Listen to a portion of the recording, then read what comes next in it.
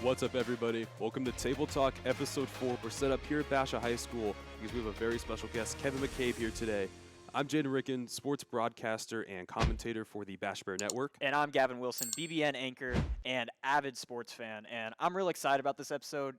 Kevin, thank you for coming on, and it's a pleasure to have you on the show. It's good to see you guys. What the heck are you doing with this old man? You weren't even alive when I was on television, and here you get to celebrate and come. I'm excited for both of you guys, what you're doing. Thank you so much for having me. Of course, we're more excited to have you. And Kevin, for our viewers at home, give us a brief background about your history in sports. Well, we could talk for hours. I started broadcasting out of college at NAU, got a job in television when there were 3 stations, NBC, ABC, and CBS. Worked there for a couple of years, like the minor leagues, worked my way up through Tucson to Phoenix, finally made it to the big leagues, and ended up working for the NFL on Fox and had a great career. Glorious time in broadcasting. I loved it. Unfortunately, TV's changed. They now hire you guys, young, pretty people, and this is not a young, pretty person. Don't flatter us, come on. So I've recreated myself in business development, but had a wonderful, great time. World Series, Super Bowls, people that I met along the way was just, and all of it here in Arizona. Well, thank you for that. And the reason we've brought you on today is because we have a serious topic to talk about. Okay. And I think it's kind of an issue that's been plaguing high school sports specifically the past few years. So today you're here to talk about with us the AIA transfer portal and kind of how high school is starting to semi-implement NIL deals. Oh, God. No, it's got me fired up now. I may come over the top rope after you. Initially, I'm a parent, and I have 5 kids, and they were growing up, and I'm the old guy, too, saying, get off my lawn.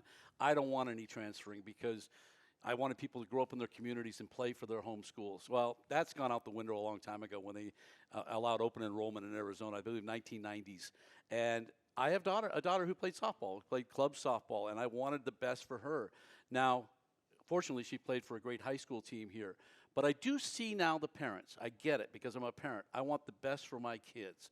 If my son was a math student, I want him to go to the best math school there is. Maybe Brophy, if that's what it is, or go up Notre Dame Prep. If he's in the band, I want him to go to the best band school. I want that for my kids. Well, now in athletics, if he's the best football player, I probably want him going to Basha, play for Open Division champions. I want him to play for Coach McDonald. Basketball, Mike Roadhouse, love him. But, of course, it comes with the transfer rules of sitting out half the season, 50% of the season, whether it be football or basketball. And people are trying to get around that. Now, if you want to do that for your kids, you have to pay some price. I have my own argument saying that they should not have to sit out at all during the regular season, but have to sit out in the postseason. Really? And that's interesting. Because then you get your full season to play with. Mm-hmm. Then coaches aren't tapping into other teams trying to steal players to win championships.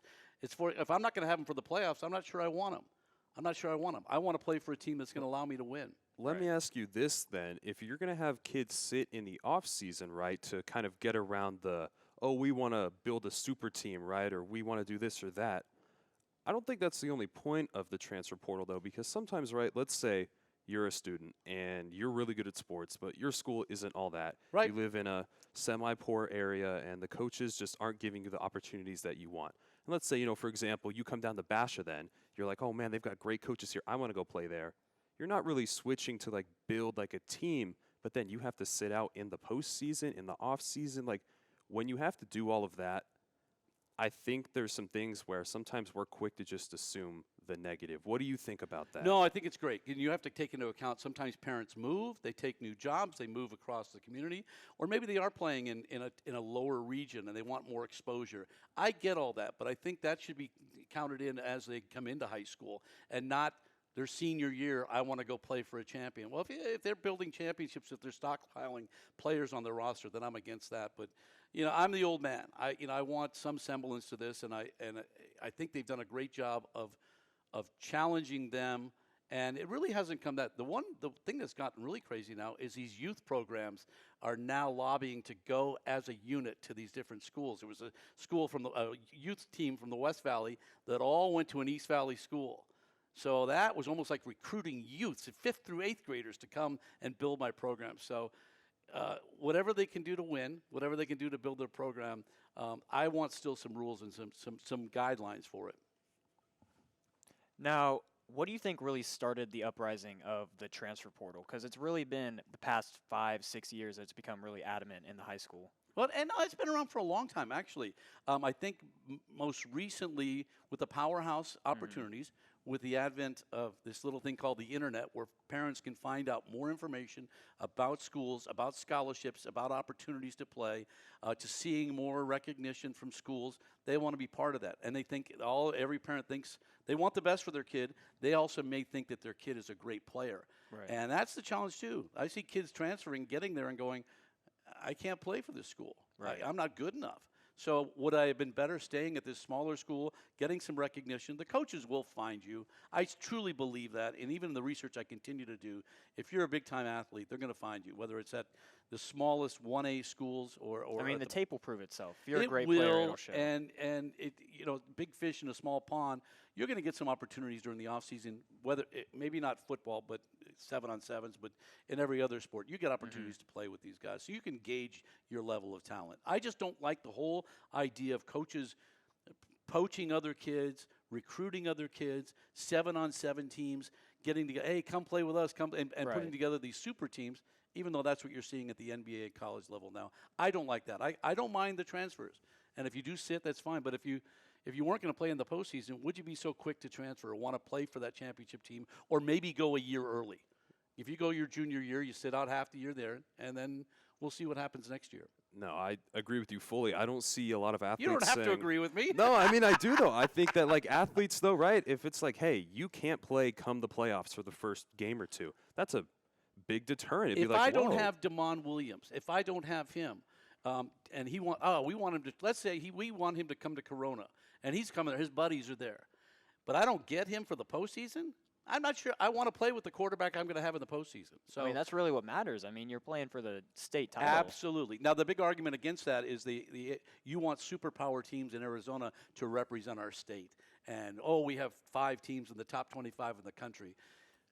I'm all about having just great kids enjoying the great time in high school and playing for championships in the state. I really care less about what we see nationally. Right. I have to ask you this as well while you're here. So we've seen college start to kind of mimic the NFL in a way, or any sort of professional sports, where it's becoming more business oriented and everything. All of that, right? You've got NIL deals, you've got different types of scholarships and incentives. Do you think as the college scene for that continues to grow, we will start to see a kind of trickle-down effect in the high school, where right now, at least in Arizona, the NIL deals, you can't use your school logo, you can't use your team logo. It's very limited. There's still ways you can get around it, but it's limited. Do you think that we're going to see a trickle-down effect? You want me to get up and strangle you right now, don't you? I can't. Because it's ruined college football. It's entirely ruined college football. The ability to transfer with not any kind of challenge. And the NIL is just, the toothpaste is so far out of the tube on this thing. I like the idea of an NIL, of kids getting paid for their name, image, and likeness. If they're signing autographs, if they're selling their jersey, and you're buying it, it says Albert Pujols, you should get some money for that.